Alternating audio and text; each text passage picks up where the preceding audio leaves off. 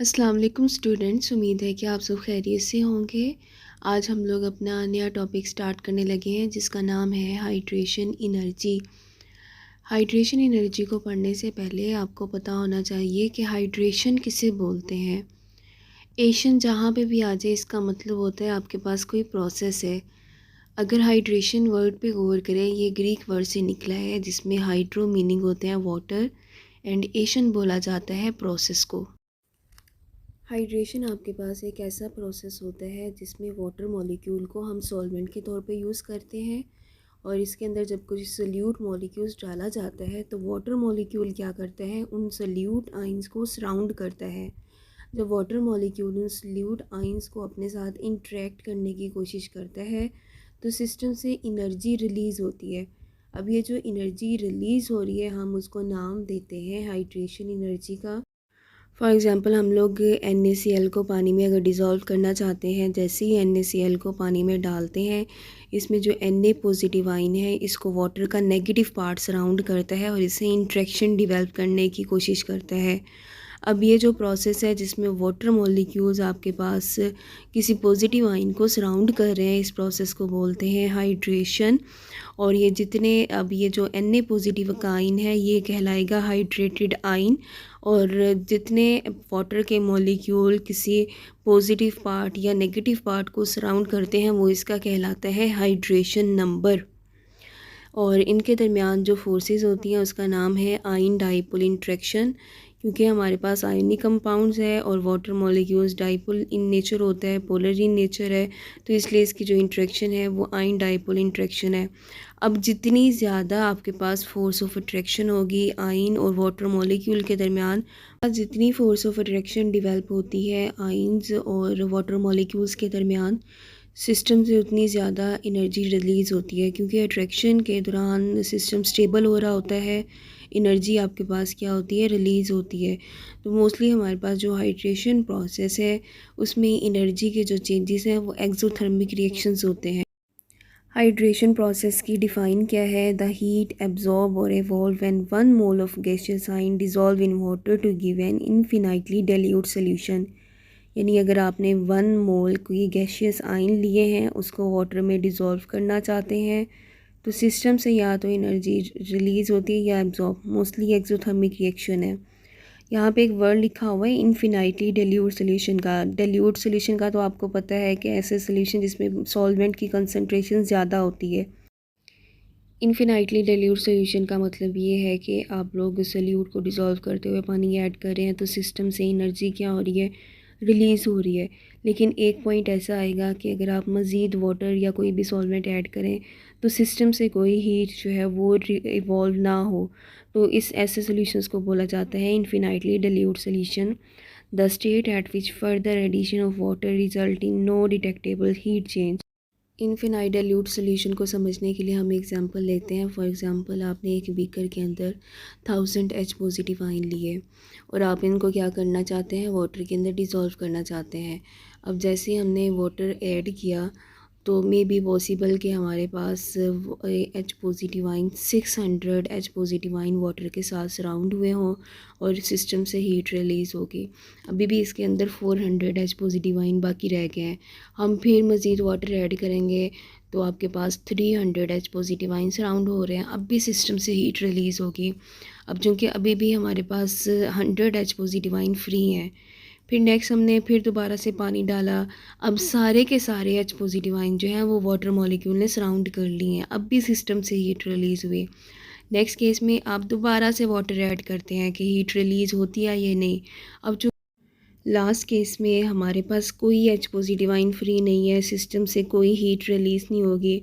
अब ये जो सिस्टम से हीट रिलीज़ नहीं हो रही है इसका मतलब ये है कि जो आपके पास सिस्टम है ये इनफिनाइटली डाइल्यूट सॉल्यूशन बन चुका है।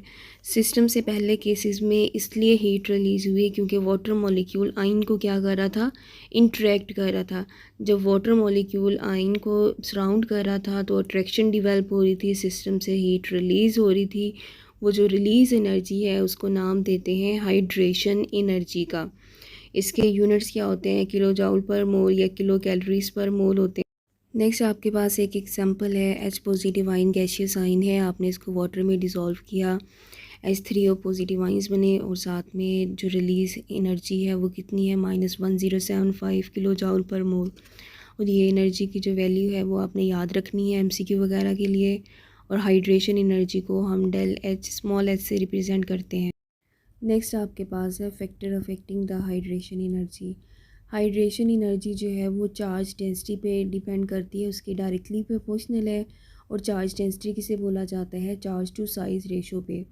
यानी हमारे पास जितनी ज़्यादा चार्ज डेंसिटी होगी हाइड्रेशन एनर्जी उतनी ज़्यादा होगी। या आप ऐसे भी कह सकते हैं कि हाइड्रेशन एनर्जी चार्ज की डायरेक्टली प्रोपोर्शनल है, लेकिन साइज़ के क्या होती है, इन्वर्सली प्रोपोर्शनल होती है। अगर किसी आयन का साइज़ ज़्यादा है उसकी हाइड्रेशन एनर्जी क्या होती है, कम होती है। फॉर एग्ज़ाम्पल हमने दो आइंस लिए हैं, एक मैग्नीशियम का आयन है और एक आपके पास है लिथियम का। लिथियम चूँकि ग्रुप 1 का मेंबर है उसकी चार्ज की वैल्यू होती है +1। और जो मैग्नीशियम है इसकी चार्ज की वैल्यू है +2। अगर हम इनका साइज़ देखें पिकोमीटर के अंदर तो इनके साइज़ जो हैं वो कंपेरेबल है, यानी बहुत ज़्यादा डिफरेंस नहीं है साइज़ में। मैग्नीशियम का 65 है और लिथियम का है 60। लेकिन जब हम इनकी हाइड्रेशन एनर्जी देखते हैं तो इसकी है -1891, बहुत ज़्यादा एनर्जी है। और यहाँ पे है -499। ये जो माइनस का साइन है वो सिर्फ ये इंडिकेट कर रहा है कि सिस्टम से हीट रिलीज़ हो रही है, एक्सोथर्मिक रिएक्शन को शो कर रहा है। अब अगर इनके साइज़ कंपेरेबल हैं तो हम चार्ज को देखेंगे। चार्ज आपने पढ़ा, जितना ज़्यादा चार्ज हाइड्रेशन एनर्जी उतनी ही क्या होती है, ज़्यादा। अब जितना पॉजिटिव चार्ज की वैल्यू हो हमारे पास वाटर मॉलिक्यूल उतना ही उसको ज़्यादा सराउंड करते हैं और उतनी ही सिस्टम से एनर्जी भी रिलीज़ होती है। अगर हम नेक्स्ट एग्जांपल देखें, इसमें लिथियम और सोडियम इनको कंपेयर किया हुआ है, इनके चार्ज की वैल्यू देखें, दोनों ग्रुप 1 के मेंबर हैं, दोनों के चार्ज की वैल्यू क्या है, +1 है। अगर इनके साइज़ को देखें, इसका है 60 पिकोमीटर और यहाँ पे आपके पास सोडियम का कितना आ रहा है, 95 पिकोमीटर आ रहा है। और इनकी जो हाइड्रेशन एनर्जी है -499 है और इसकी है -390। तो लिथियम का चूँकि साइज़ आपके पास छोटा है और इसलिए इसकी हाइड्रेशन एनर्जी की वैल्यू क्या है, ज़्यादा होगी।